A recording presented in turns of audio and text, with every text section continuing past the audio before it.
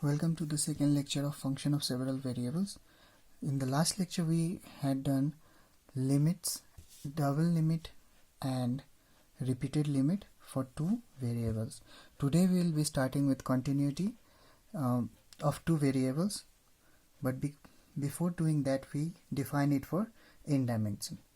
So let's go to the definition. A function f defined in a domain D, subset of Rn, n-dimensional Euclidean space, is said to be continuous at the point P0 belonging to D if we have the limit of that point tending to P0, f of P is equals to f of P0. What does this mean? This means if P is a point in Rn, that means it will be somewhat like this: x1, x2, dot dot dot, xn.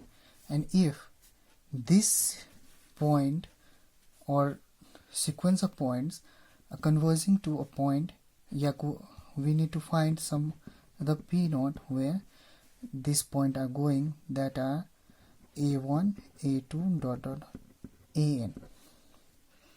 And if we find the limit that is x1 tending to a1, x2 tending to a2, similarly xn tending to an, f of x1, x2, dot dot xn, and if we get the value as a1, a2, the functional value at that point, then this function f is said to be continuous at that point, at this point P0. In epsilon delta definition, let us see the epsilon delta definition.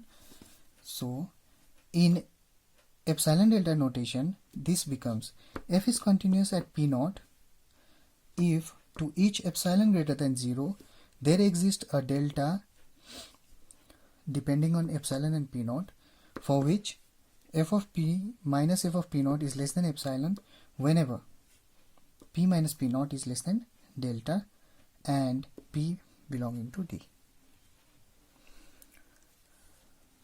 So it's the same as saying this thing. In 2D representation, let us understand this epsilon delta definition. So in 2 dimension, let this be a domain, this is a codomain, and this is the function going from the domain to codomain. So what is this saying is, if we have a point of functions which are going to a point, say AB, this is a sequence of points of functions xy which is going to a point AB, then this function is said to be continuous if these functions, sequence of functions, approaches at that same time to a point, say A, but this A is nothing but the functional value of the functional value at AB, then this is said to be continuous. So let us understand with an example.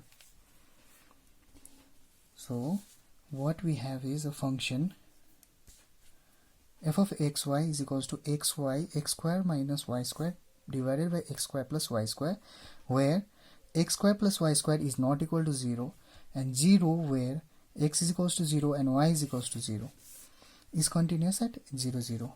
So we need to show that this is continuous at 0 0.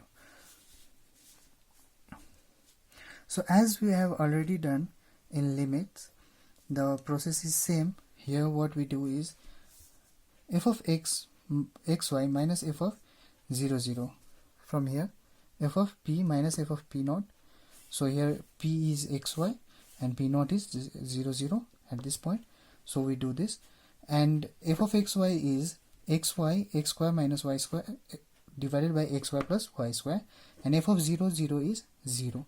So we put the value in the modulus. 0 is nothing. So now this modulus is equal to, again this already done, and this is less than equal to this, as this value is always less than 1. Maximum it can happen is it will take the value 1. So we do less than or equal to 1. But as we already know that ax square is less than equal to x square plus y square, so we can say x is less than equal to x square plus y square root over. So we get this thing, and this can be made less than epsilon when we take in the neighborhood x square plus y square less than delta square, when we take delta is equals to root over epsilon. So the limit exists and is equal to the functional value, hence this is continuous. So now let's go to another example, a very important example.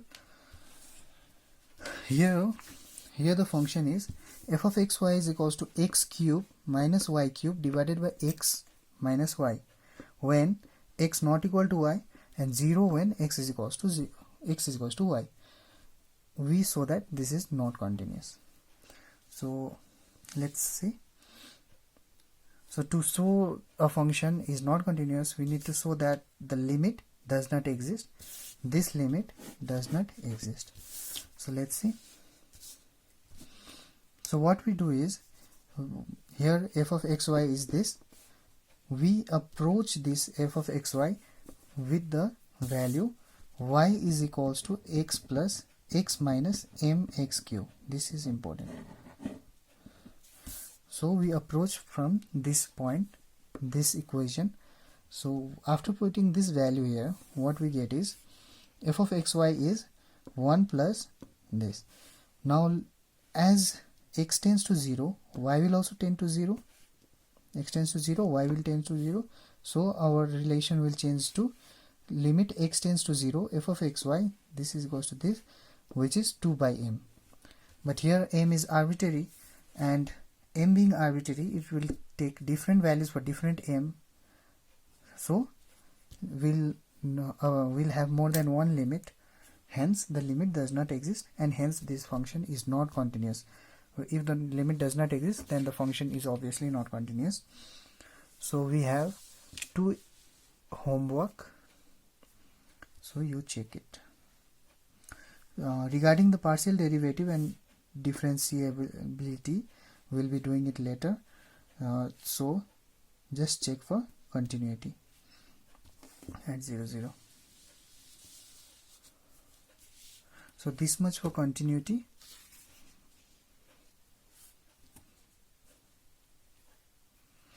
Thank you for watching this video.